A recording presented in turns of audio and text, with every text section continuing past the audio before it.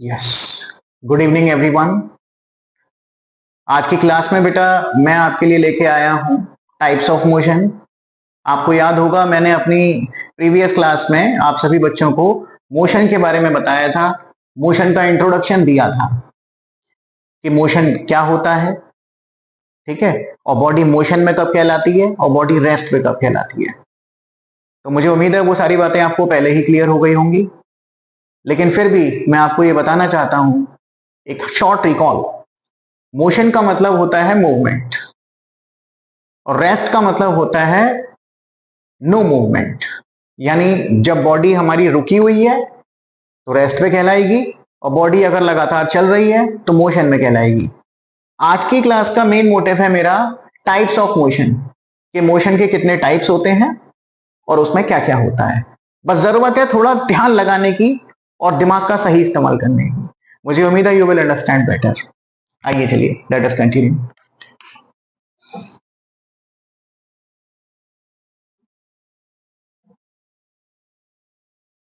तो the topic is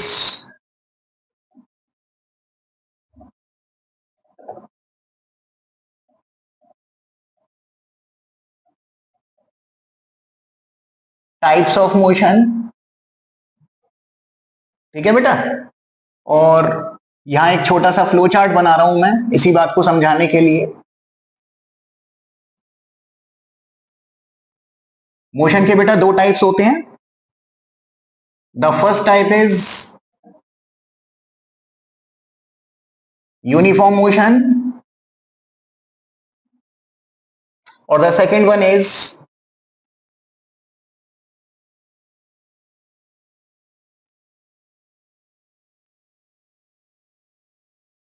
non uniform motion. इसका ये मतलब नहीं है कि हम स्कूल की हमने या ऑफिस की यूनिफॉर्म पहन ली और उस यूनिफॉर्म को पहनकर अगर हम चलने लगे तो वो यूनिफॉर्म मोशन, और घर की ड्रेस में चल रहे हैं तो नॉन यूनिफॉर्म मोशन, क्योंकि यूनिफॉर्म नहीं पहन रखी थी। सॉरी टू से ऐसा नहीं होता। लेट मी से इसका मैं आप लोगों को एक बहुत अच्छा एग्जाम्पल दूंगा। मुझे उम्मीद है यू विल अंडरस्टैंड बेटर। एक एग्जाम्पल देखते हैं यहाँ पे। आइए let us draw a table. मैं टेबल के जरिए आपको समझाना चाहूंगा कि what is the difference between uniform motion and non uniform motion. आइए, suppose I am just drawing a table here, जिसमें सबसे पहला मैं यहां लिखना चाहूंगा distance travelled. Suppose distance travelled में लेके चल रहा हूं बेटा मीटर में। हर किसी की अपनी एक यूनिट होती है, सपोज मीटर में लेके चलना है, ठीक है। और टाइम लेके चल रहा हूं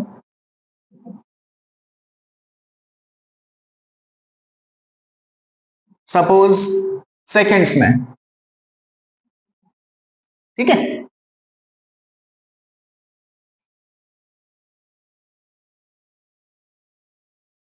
एक टेबल टाइप की छोटी सी टेबल, जिसके जरिए मैं आपको बताने की कोशिश करूंगा कि यूनिफॉर्म मोशन और नॉन यूनिफॉर्म मोशन में आखिरकार व्हाट इज द डिफरेंस। आइए,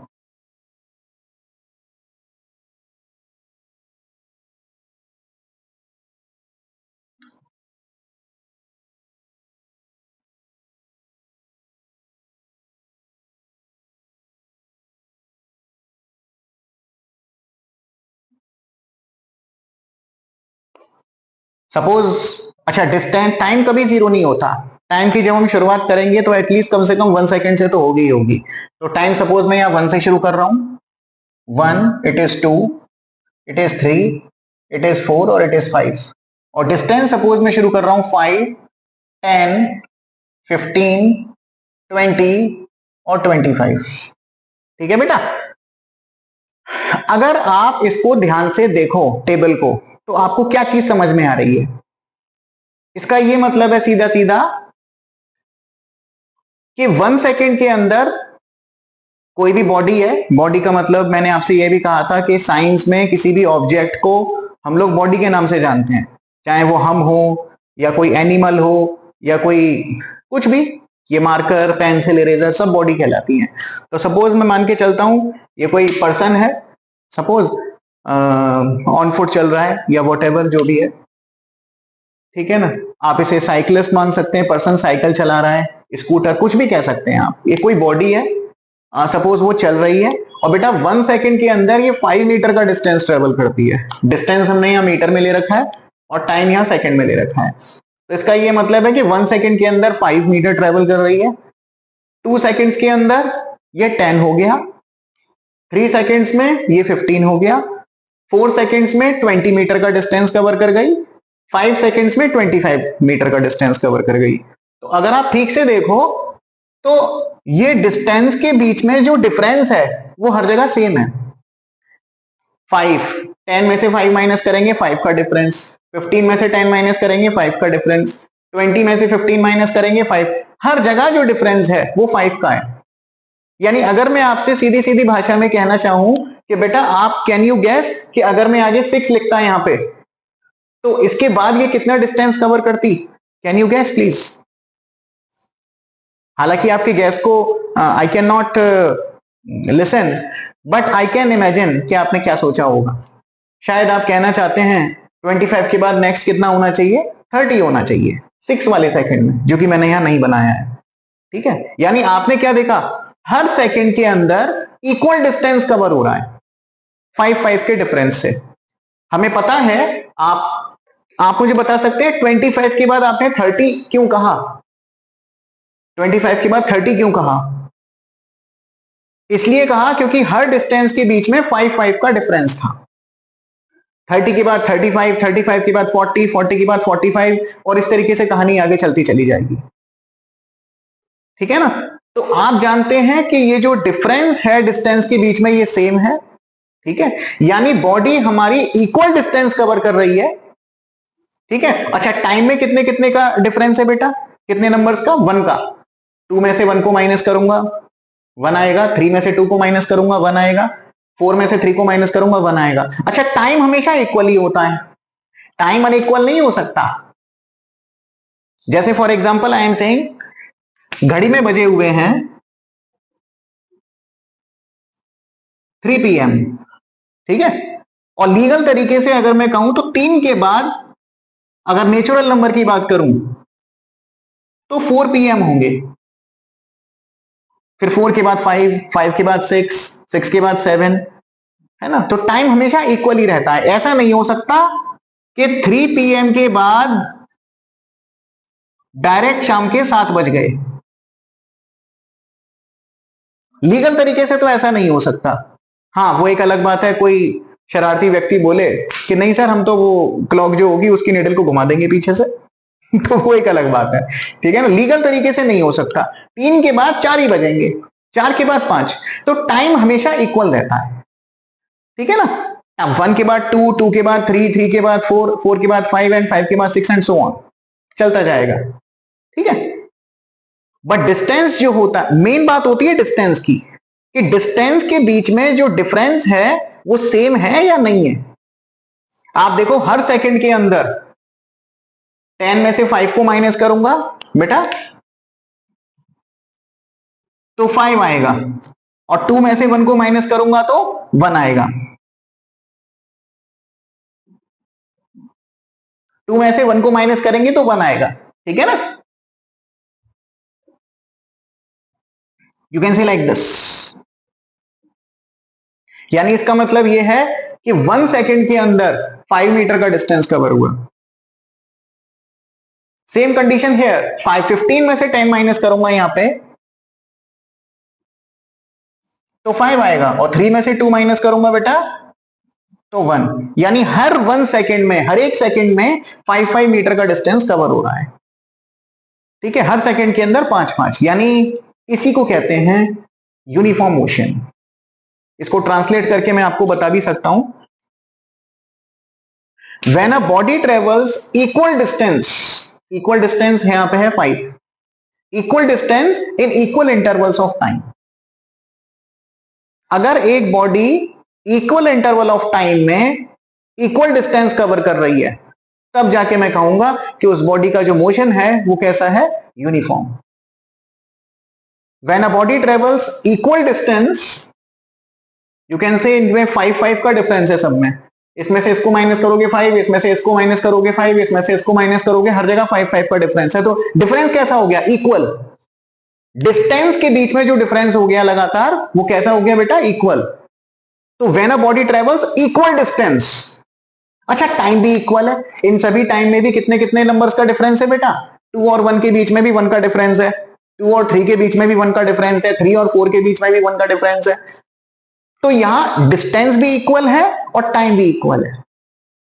टाइम तो इक्वल रहता ही है, टाइम पे ज्यादा ध्यान मत दो, आपको ध्यान देना है डिस्टेंस पे, कि when a body travels equal distance in equal intervals of time, अगर कोई बॉडी इक्वल डिस्टेंस कवर कर रही है इक्वल इंटरवल ऑफ टाइम में, 5 का डिफरेंस है, ये डिफरेंस 10 का भी हो सकता था, ये डिफरेंस 20 का भी हो सकता था, है ना, तब जाके मैं कहूंगा कि इस बॉडी का जो मोशन है वो कैसा है? यूनिफॉर्म।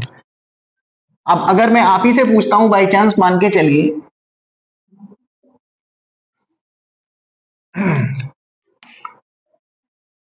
एक बॉडी है 10, 20, 30, 40, 50, 60, एक्चुअली ये डिस्टेंस है मीटर में, और टाइम तो आप जानते ही हैं, 1, 2, 3, 4, 5, 6, हर सेकेंड में कितने कितने डिस्टेंस कवर कर रही है बेटा? डिफरेंस निकालो डिस्टेंस के बीच में, क्या ये डिफरेंस हर जगह सेम है? यस, 10 का डिफरेंस है, 20 में से 10 को माइनस करूंगा 10 आएगा, 30 में से 20 को माइनस करूंगा 10, 40 में से 30 को माइनस करूंगा 10, इट इज ऑलवेज 10। और टाइम तो इक्वल है ही, टाइम में देखो 1 का डिफरेंस है, ठीक है ना। तो डिफरेंस अगर डिस्टेंस में हर जगह आपको सेम नजर आता है, दोबारा से वही बात आ गई, when a body travels equal distance, 10-10 metre आगे बढ़ रही है बॉडी, 10 पहले सेकंड्स में, फिर 10 और प्लस करूंगा 20 आ गया, फिर 10 और प्लस करूंगा 30 आ गया, है ना, यानी इन सब डिस्टेंसेस के बीच में जो डिफरेंस है दैट इज 10। तो इक्वल डिस्टेंस और इक्वल इंटरवल ऑफ टाइम, हर एक सेकंड में 10 मीटर का डिस्टेंस कवर कर रही है बॉडी, तब जाके कहते हैं हम लोग कि बॉडी इज मूविंग या body has the uniform motion, ठीक है ना, मतलब डिसाइडेड है कि हर सेकंड में इतना ही डिस्टेंस कवर करना है उसको। अब बात आती है इसके एग्जाम्पल की, कि सर इसका एग्जाम्पल क्या होगा? एग्जाम्पल मैं आपको बता देता हूं। सबसे अच्छा एग्जाम्पल है बेटा, आपने देखा होगा स्कूटर में, बाइक में दो तरह के मीटर, वो स्पीडोमीटर होता है स्पीड दिखाने वाला, एक तो निडल वाला मीटर होता है, एक होता है डिजिटल मीटर जिसमें नंबर आते हैं 30, 31, 32 kilometre per hour and so on. मान के चलो एक कोई पर्सन है, तो मैं बात कर रहा हूं आपसे डिजिटल मीटर की, सुई वाले में तो पता नहीं कर पाओगे, निडल वाले में पता नहीं कर पाओगे ये चीज आसानी से, उसमें पता चल जाएगा इजीली। तो मैं ये कहना चाहता हूं, सपोज एक कोई पर्सन है और वो बाइक चला रहा है या स्कूटर चला रहा है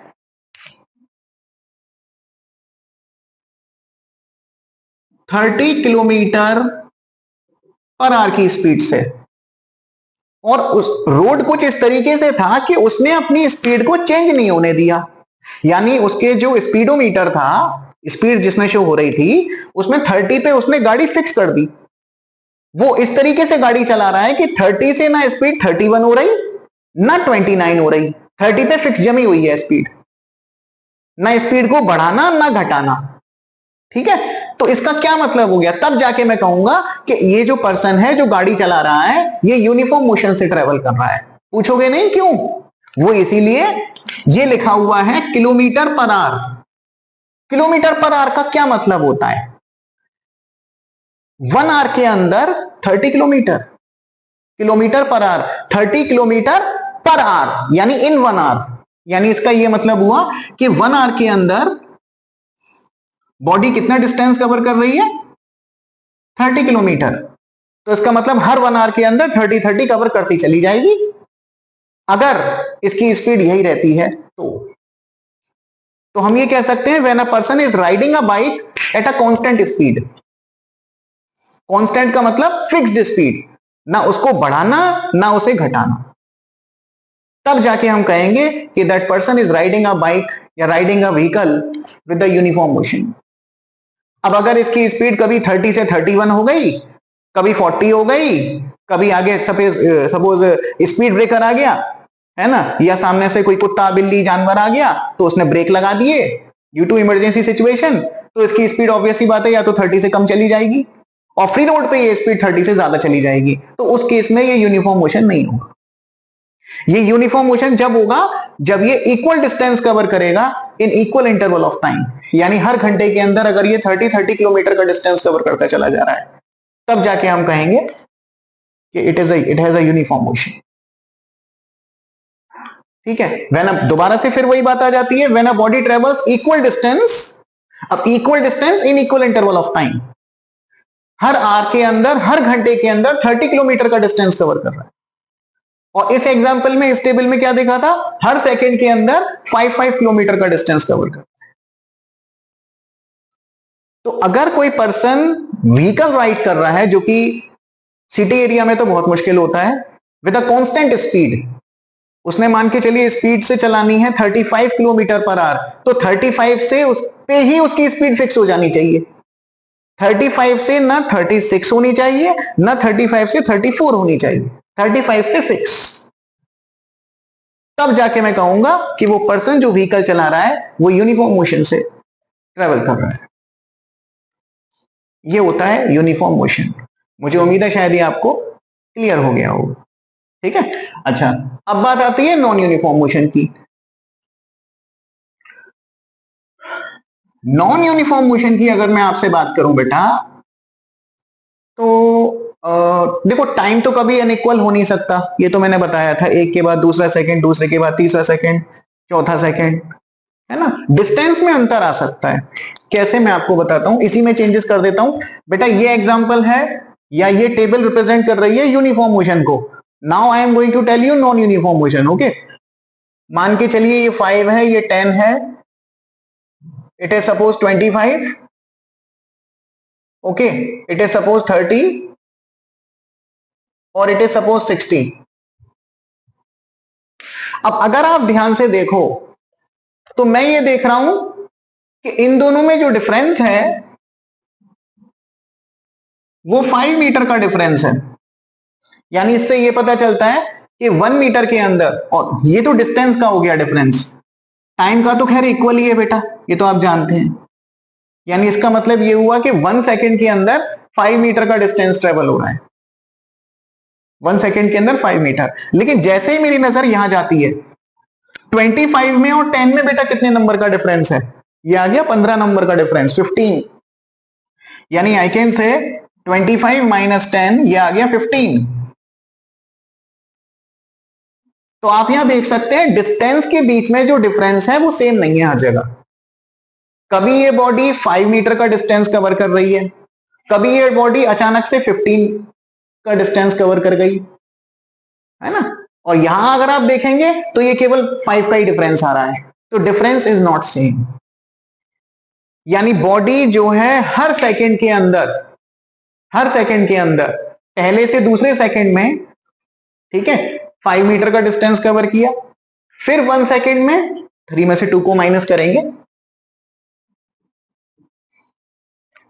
फिर 1 सेकंड में कितना कवर किया, 15 मीटर का कवर किया, फिर 5 मीटर का कवर किया, फिर सीधे 30 हो गया।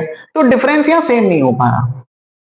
यानी बॉडी जो है इक्वल डिस्टेंस कवर नहीं कर रही, टाइम तो इक्वल है, डिस्टेंस अनइक्वल है। यानी body is travelling unequal distance in equal interval of time. कभी 5 का डिफरेंस आ रहा है, कभी 15 का डिफरेंस आ रहा है, कभी है ना 30 का डिफरेंस आ गया। तो हम तो ये देखेंगे कि पूरी टेबल में डिस्टेंस के बीच में, टाइम पे ध्यान नहीं देना, मैं अब भी बोल रहा हूं, खाली डिस्टेंस पे ध्यान देना है। डिस्टेंस के बीच में जो डिफरेंस है वो हर जगह सेम होना चाहिए। अगर एक भी जगह मुझे ऐसी मिल गई जहां वो डिफरेंस अलग आ रहा है तो वो नॉन यूनिफॉर्म मोशन हो जाएगा, और अगर हर जगह डिफरेंस सेम आ रहा है तो वो यूनिफॉर्म मोशन है। अब जैसे कि मैंने अपनी जर्नी यहां से स्टार्ट करी, मैंने देखा 10 में से 10 और 5 में 5 मीटर का डिफरेंस आ रहा है, 5 का, ठीक है, ओके।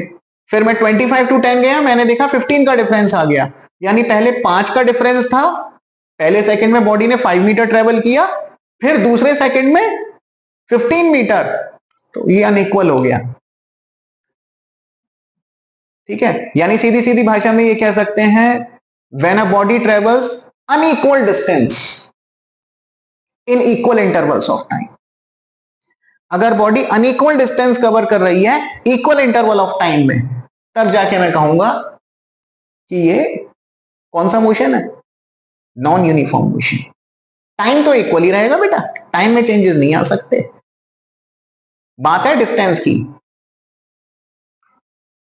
ठीक है, अब मैं अगर आपसे यहां प्रपोजल रखूं कि बेटा कैन यू टेल मी, पिछली बार तो आपने बता दिया था बड़े अच्छे से कि 6th सेकंड में यहां 30 आएगा, अब इसमें बताओ 60 के बाद कौन सा आना चाहिए, क्या आप अंदाजा लगा के गैस कर सकते हो? नहीं कर पाओगे, क्योंकि हो ही नहीं सकता, कभी डिफरेंस 10 का आ रहा है, कभी 15 का आ रहा है, फिर 5 का आ गया, यहां 5 का डिफरेंस था, फिर 15 का था, फिर 5 का था, फिर 30 का हो गया, अब पता ही नहीं आगे कितने का होगा, वी कांट से। तो such type of motion is called non uniform motion. मुझे उम्मीद है शायद आपको मेरी बात क्लियर हो गई होगी। अब बात आती है इसके एग्जाम्पल की, कि सर इसके कौन से एग्जाम्पल आखिरकार हो सकते हैं। तो example I will tell you, बहुत आसान है, कुछ भी नहीं है, बहुत आसान है, इसके काफी अच्छे अच्छे एग्जाम्पल हैं, मुझे उम्मीद है यू विल अंडरस्टैंड बेटर।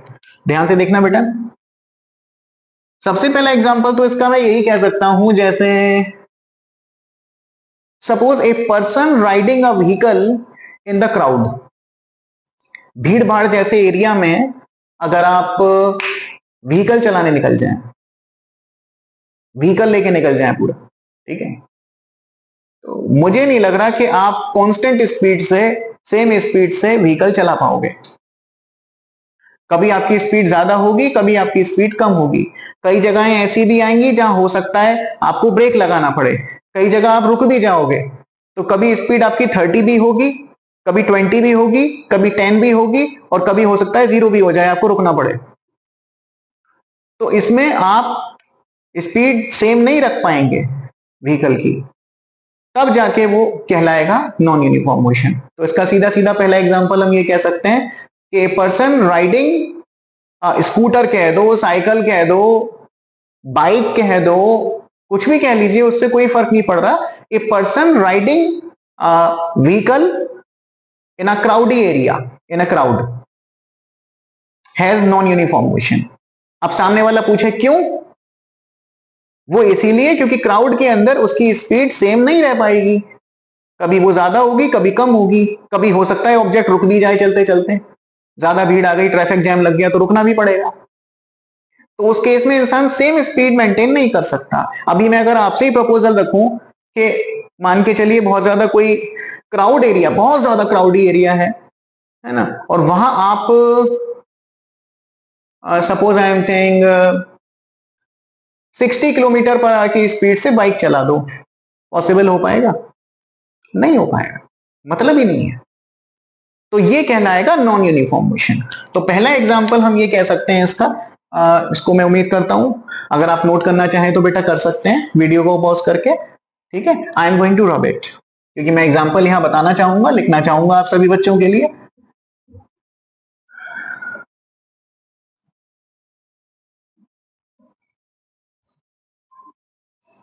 ठीक है, सबसे पहला आता है यहां पे example, a person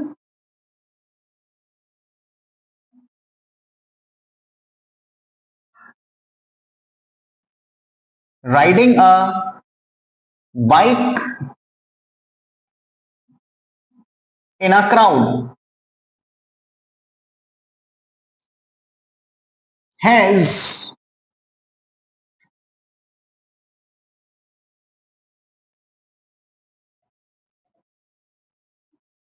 non uniform motion. ये पहला एग्जाम्पल हो गया आपका, ठीक है। नॉन यूनिफॉर्म मोशन का दूसरा एग्जाम्पल आओ, सपोज मैंने आपसे कहा कि एक कोई ऑब्जेक्ट है, सपोज ये मेरे हाथ में मार्कर है, बेटा फिजिक्स होती है प्रैक्टिकल की, इसे रटा नहीं जाता, इसे सिर्फ समझा जाता है, कुछ होता ही नहीं है इसमें, बहुत आसान सब्जेक्ट है, बस टेक्निकल गेम है, थोड़ा सा टेक्निक पे ध्यान दो। ये मार्कर है मेरे हाथ में, मान के चलो इसको मैं ऐसे फेंकना नहीं है, सिर्फ ड्रॉप कर रहा हूं,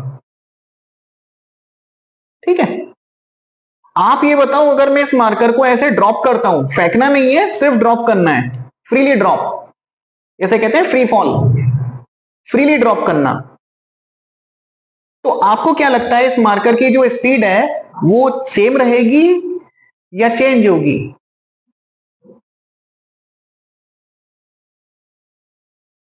कंफ्यूजन हो गया होगा, पता नहीं सर। जैसे मान के चलिए मैं आपसे कहता हूं एक कोई बॉल है, अच्छा चलो मैं तुम्हें दूसरा एग्जांपल देता हूं, चलो इसी को देखते हैं, समझो। ये कोई बॉल है और मैंने इसको फ्रीली ड्रॉप करा दिया, ये अर्थ सरफेस है और ये नीचे की तरफ आ रही है। इसकी स्पीड इंक्रीज करेगी या डिक्रीज करेगी या सेम रहेगी? आपके पास कुछ ऑप्शंस हैं यहाँ पे। स्पीड इंक्रीजेस, स्पीड की बात हो रही है बेटा, स्पीड की, इंक्रीजेस,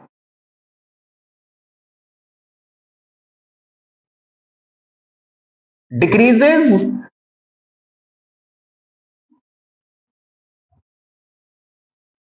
रिमेन सेम,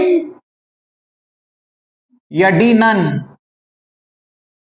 कौन सा ऑप्शन फेवर करेंगे? मान के चलिए एग्जाम में आपके एमसीक्यूज में आ गया ये, तो आप क्या जवाब दोगे? When a body is dropped freely from a certain height, और एग्जामिनर आपसे पूछना चाहते हैं कि इसकी स्पीड इंक्रीज करेगी, डिक्रीज करेगी, सेम रहेगी, नन रहेगी। स्टूडेंट्स को सबसे ज्यादा कंफ्यूजन होता है इसको लेके और इसको लेके। अगर कुछ समझ में नहीं आया तो नन तो सबसे अच्छा ऑप्शन है, ये वो लगा देंगे। मैं बताता हूं। अच्छा चलो एक प्रैक्टिकल एग्जाम, थोड़ा सा एक प्रैक्टिकल बातें करते हैं। मान के चलिए कोई गमला है, फ्लावर पॉट, थोड़ी सी हाइट से एक व्यक्ति है जो नीचे ग्राउंड फ्लोर पे खड़ा हुआ है, ठीक है। जस्ट मजाक की बात है और कुछ नहीं, मुझे उम्मीद है you will understand better, practical life से एग्जांपल लेने होते हैं। और फर्स्ट फ्लोर से वो गमला किसी व्यक्ति के हाथों उस ग्राउंड फ्लोर वाले व्यक्ति के ऊपर छूट गया, फर्स्ट फ्लोर से वो छूट गया गमला, person is standing at the ground floor, वो गमला सिर पे गिरा, उसके बहुत चोट आई।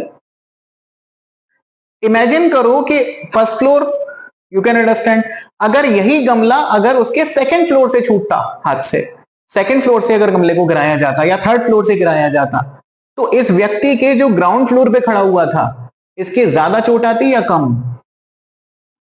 शायद बचता भी नहीं। तो ये इंजरी जो इंक्रीज हुई क्यों हुई, सोचा कभी आपने?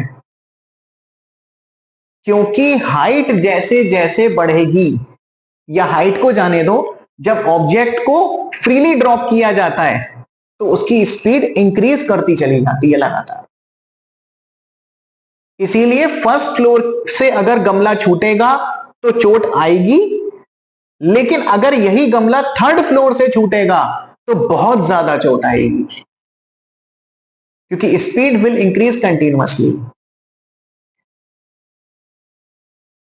जैसे जैसे ऑब्जेक्ट नीचे आता चला जाएगा वैसे वैसे उसकी स्पीड बहुत ज्यादा इंक्रीज करेगी, ठीक है।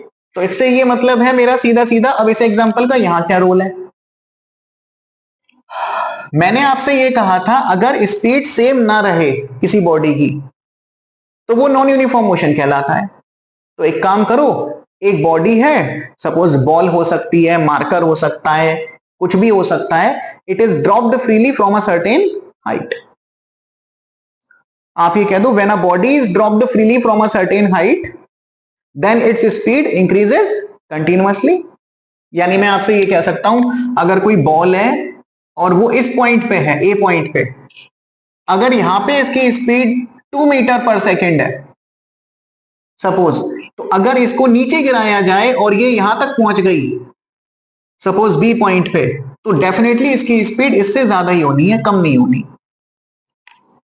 क्योंकि जैसे जैसे बॉडी डिस्टेंस ट्रेवल करेगी ऊपर से नीचे आएगी, इट्स स्पीड विल इंक्रीज। एक और एग्जांपल ले सकते हो, बॉल को मैं इतनी सी हाइट से गिरा दूं, हल्की सी आवाज होगी, बहुत ऊंचाई से गिरा दें तो तेज आवाज होगी। वो इसीलिए हो रही है क्योंकि when a body is dropped freely from a certain height तो उसकी स्पीड लगातार इंक्रीज करती चली जाती है। अब भैया इंक्रीज करे या डिक्रीज, सेम तो नहीं रही ना, तो ये कौन से टाइप का मोशन कहलाएगा? ये नॉन यूनिफॉर्म मोशन कहलाएगा। ठीक है ना? तो इसमें सेकेंड एग्जाम्पल हम ले सकते हैं बेटा, यहां पे सबसे अच्छा एग्जाम्पल कि when a ball is dropped freely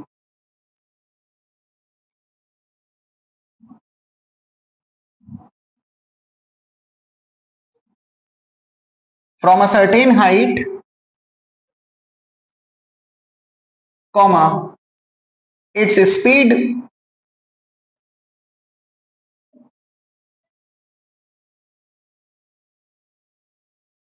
increases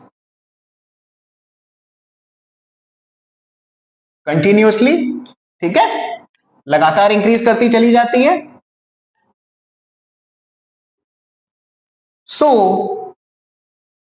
it has कौन सा मोशन बेटा?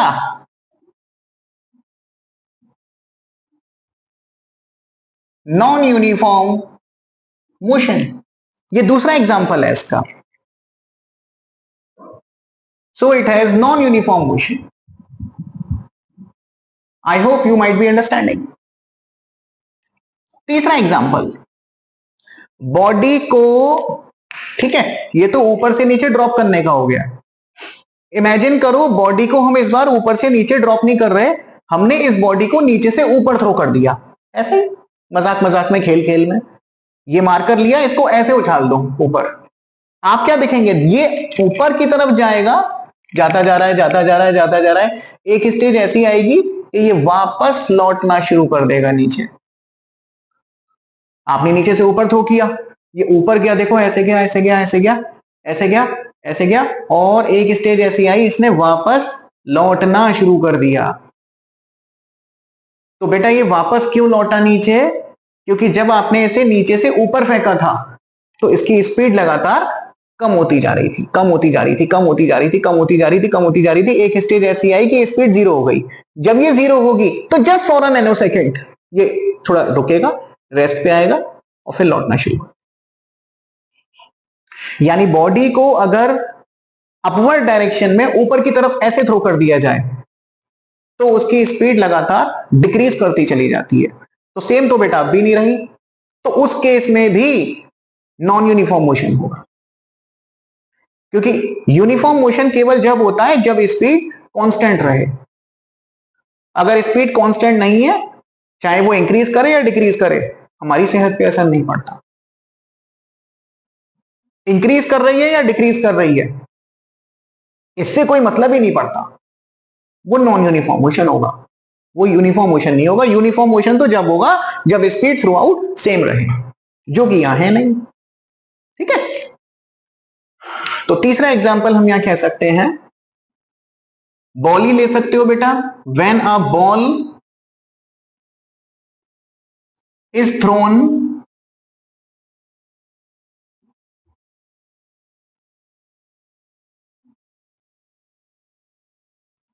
in a vertically upward direction, then its speed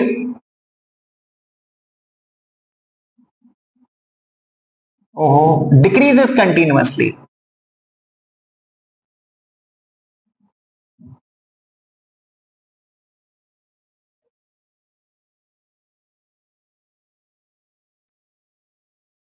अब क्योंकि उसकी स्पीड डिक्रीज हो रही है इसीलिए ये नॉन यूनिफॉर्म मोशन है। So it has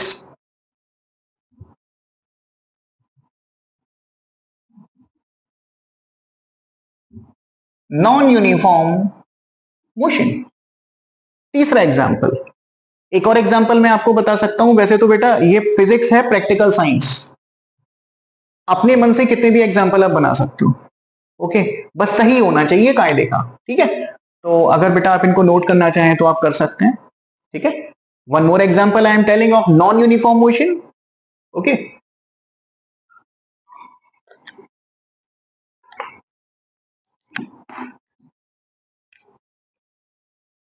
This is the example number D. चौथा एग्जाम्पल, एक कोई स्लोप है इस तरीके से और स्लोप पे हमने बॉल ली और इस बॉल को रिलीज कर दिया। रिलीज कर दिया का मतलब उसे छोड़ दिया।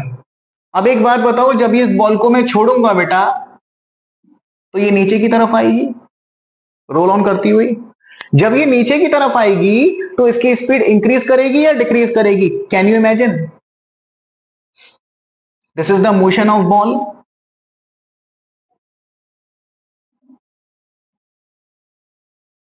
ये बॉल का मोशन है नीचे की तरफ जाते हुए, ठीक है,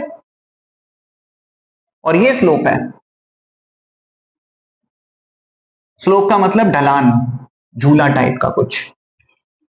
अभी मैंने आपको एग्जांपल दिया था फ्रीली ड्रॉप करने का। जब ऊपर से नीचे ऑब्जेक्ट आता है तो उसकी स्पीड क्या होती है बेटा? इंक्रीज। तो इसकी स्पीड भी क्या होगी? इंक्रीज। ठीक है ना, इसकी स्पीड लगातार इंक्रीज होगी। मान के चलिए मैंने इस बॉल को ऐसे करके पकड़ा हुआ है, तो अभी बॉल ने चलना शुरू नहीं किया, तो बेटा इसकी स्पीड कितनी है? 0। जब मैं इसे रिलीज कर दूंगा तो इसकी स्पीड 0 से 1 2 3 4 5 6 या फिर 2 4 6 8 जो भी है वो इंक्रीज करती चली जाएगी। मतलब सेम तो अब भी नहीं रही ना, इसीलिए इस बॉल का जो मोशन होगा वो क्या होगा? नॉन यूनिफॉर्म मोशन होगा। ठीक है, तो डायग्राम के जरिए भी हम इसको समझा सकते हैं। अगर आप अपने एग्जाम में डायग्राम के साथ किसी बात को समझा के आते हो तो बहुत अच्छे नंबर मिलेंगे। Excellent, you will get. Okay, तो इसमें हम ये लिख सकते हैं, when a ball is released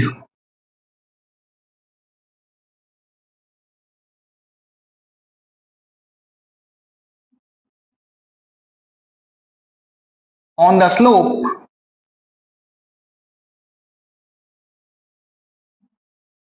from its top, मतलब एक बॉल को रिलीज कर दिया जाए, छोड़ दिया जाए उसके टॉप पे से किसी स्लोप के, तो क्या होगा? Then its speed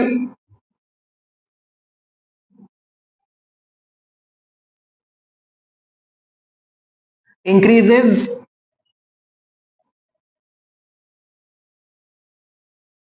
continuously, then its speed increases continuously, so it has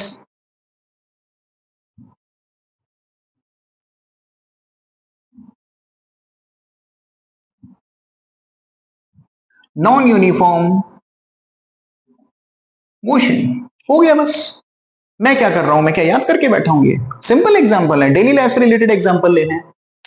ठीक है, तो ये डिफरेंस होता है यूनिफॉर्म मोशन में और नॉन यूनिफॉर्म मोशन में। आप चाहें तो इसे नोट कर सकते हैं बेटा। ठीक है, मैं उम्मीद करता हूं बेटा आज की बातें आप लोगों को क्लियर हो गई होंगी। अगर आज का एक्सप्लेनेशन आप लोगों को क्लियर हुआ हो तो kindly please like, subscribe and share my video. Thank you very much. See you in the next class.